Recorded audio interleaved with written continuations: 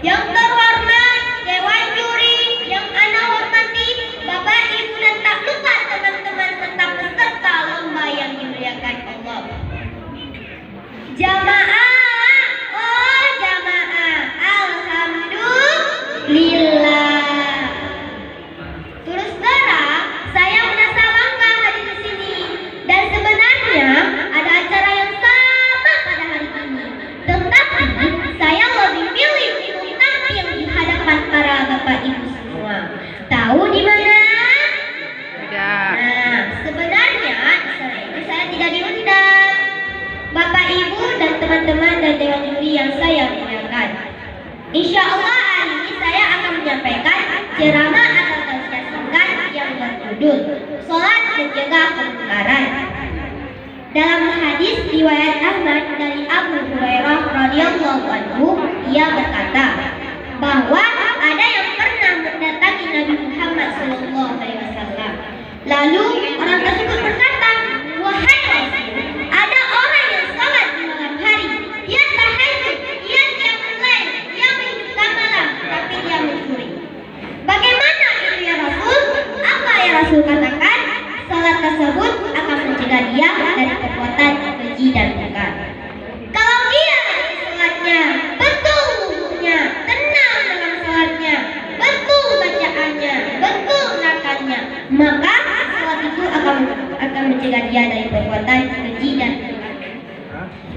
Sebagaimana firman Allah dalam surah Al-Ankabut ayat 45 yang berbunyi, A'udzu billahi minasyaitonir rajim. Bismillahirrahmanirrahim. Inna sholata tanha 'anil fahsya'i wal munkar. Shadaqallahul azim. Yang artinya sesungguhnya sholat itu mencegah dari perbuatan keji dan mungkar.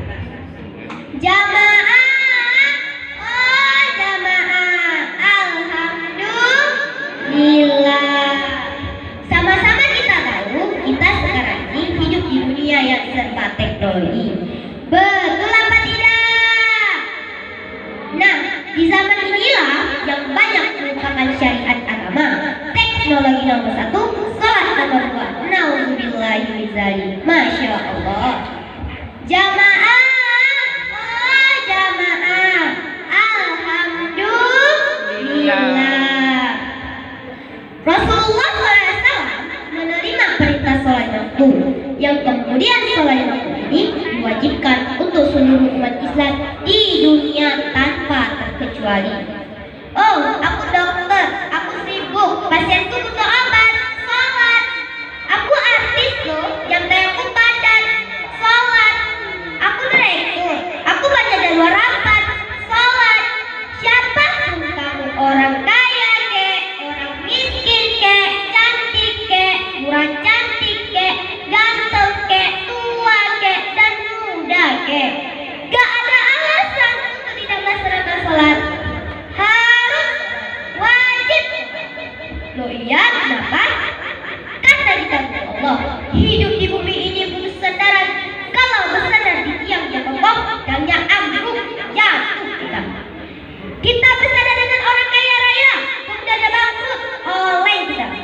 Tapi kalau kita bersandar kepada Allah Subhanahu wa Ta'ala, insya Allah Allah akan menjaga kita dari naungan kasihnya, naungan rahmatnya, dan insya Allah bahagia tidak hanya di dunia melainkan juga di akhirat.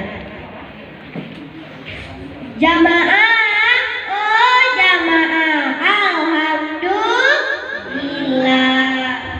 Sholat itu tiang agama, sebagaimana telah dijelaskan juga dalam hadis Rasulullah SAW oleh Baihaqi. As-sholatu imaduddin, faman aqamaha faqad aqamat din, wa man hadamaha faqad hadamat din.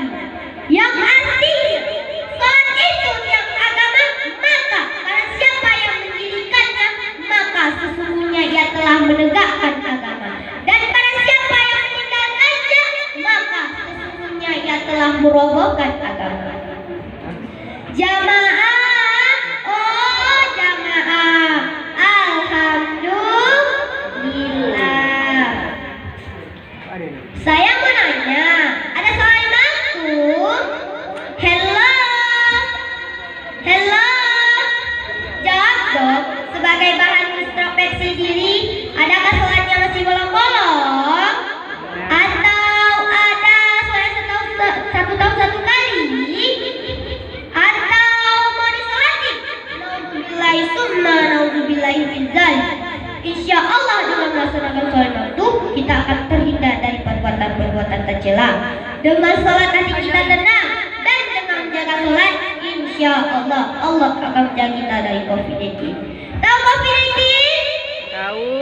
Virus corona yang pernah viral di muka bumi ini. Maaf kalau umumnya salah. Semoga kita semua tergolong umat Nabi yang selalu menjaga sholatnya, menjadi ahli ibadah dimanapun kita berada dan bagaimanapun keadaan kita, dan semoga Allah SWT melindungi dan senantiasa menjaga kita agar selalu mendirikan dan menegakkan sholat baik bagi diri kita dan keluarga kita. Amin ya robbal Alamin. Adapun kesimpulan dari ceramah atau tausiah saya, sahabat semua, jagalah sholatmu, jangan pernah meninggalkannya. Sholat adalah mengingat Allah. Dengan kita mengingat Allah akan terpelihara dari dosa dan maksiatan. Hormati sesama, jangan pernah merendahkan orang lain, dan cinta sesama seperti Nabi mencintai kita semua. Demikianlah ceramah atau tausiah saya. Semoga bermanfaat, terutama bagi saya sendiri dan juga untuk jamaah sekalian yang dirahmati Allah. Lebih dan kurang saya mohon maaf yang sebesar-besarnya. Pisau Ari mohon pamit undur diri. Sekian, wabillahi taufiq wal hidayah. Wassalamualaikum warahmatullahi wabarakatuh. Waalaikumsalam warahmatullahi wabarakatuh.